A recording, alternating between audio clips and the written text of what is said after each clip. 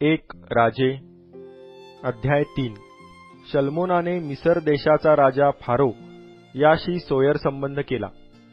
त्याने त्याच्या मुलीशी लग्न करून तिला दावीदपुरास आणले आणि आपले मंदिर, परमेश्वराचे मंदिर व यरुशलेमेच्या सभोवतालची तटबंदी बांधून होईपर्यंत त्याने तिला तेथेच ठेविले.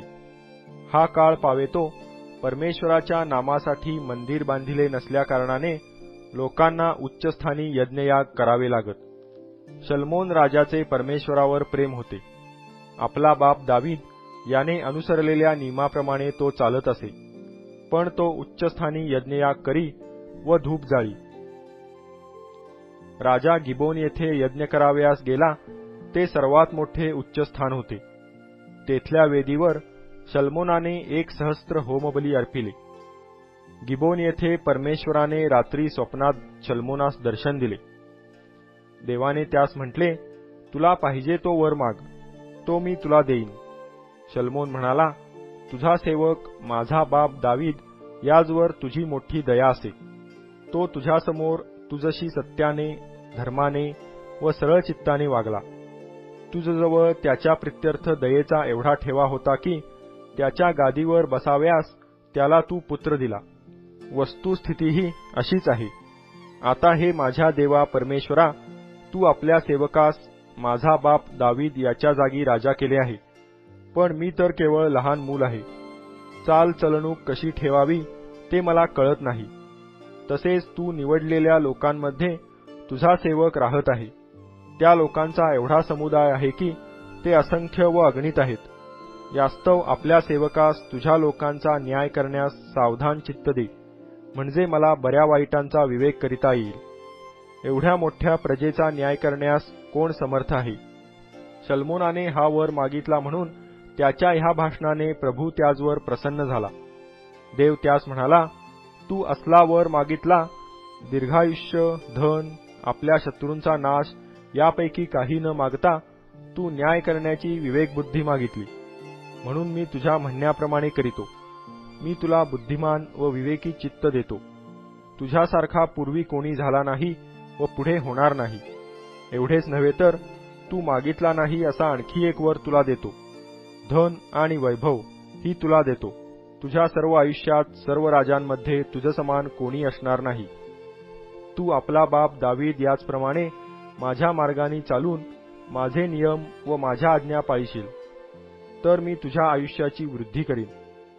शल्मोन जागा झाला तेव्हा आपणास स्वप्न पडले असे त्यास समजले. मग यरुशलेमेस जाऊन त्याने परमेश्वराच्या कराराच्या कोशापुढे उभे राहून होमबली व शांतर्पणे अर्पिली व आपल्या सर्व सेवकास मेजवानी दिली. त्या दिवसात 2 वेश्या राजाकडे येऊन त्याच्यासमोर उभ्या राहिल्या. त्यातली एक स्त्री म्हणाली, माझे स्वामी, मी व ही स्त्री अशा आम्ही दोघी एकाच घरात राहतो. हिच्याबरोबर राहत असता मी प्रसूत होऊन मला मूल झाले. मी प्रसूत झाल्यावर 3ऱ्या दिवशी ही स्त्री देखील प्रसूत झाली. आम्ही दोघी एकत्र होतो आणि आम्हा दोघींशिवाय घरात कोणी परके नव्हते. रात्री या स्त्रीचे बालक हिच्या अंगाखाली सापडून मरण पावले. तेव्हा हिने अर्ध्या रात्री उठून मी आपली दासी निद्रिस्त असता माझा मुलगा माझ्यापासून घेऊन आपल्या उराशी निजविला आणि आपले मेलेले मूल माझ्या उराशी निजविले. सकाळी मी बालकास दूध पाजण्यासाठी उठून पाहते, तो मूल मेलेले आढळले. सकाळ झाल्यावर मी लक्षपूर्वक पाहिले, तेव्हा मला झालेला मुलगा हा नव्हे असे मला दिसून आले. दुसरी स्त्री म्हणाली, छे नाही, जिवंत मुलगा माझा आहे व मेलेला तुझा आहे. पहिली म्हणाली, छे नाही, मेला तो तुझा मुलगा आणि जिवंत तो माझा मुलगा, असे राजापुढे त्या बोलल्या.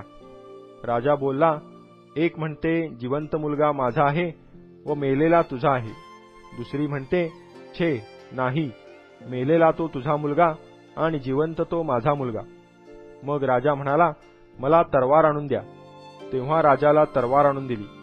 राजा म्हणाला, या जिवंत मुलाचे कापून 2 तुकडे करा, अर्धा हिला द्या आणि अर्धा तिला द्या.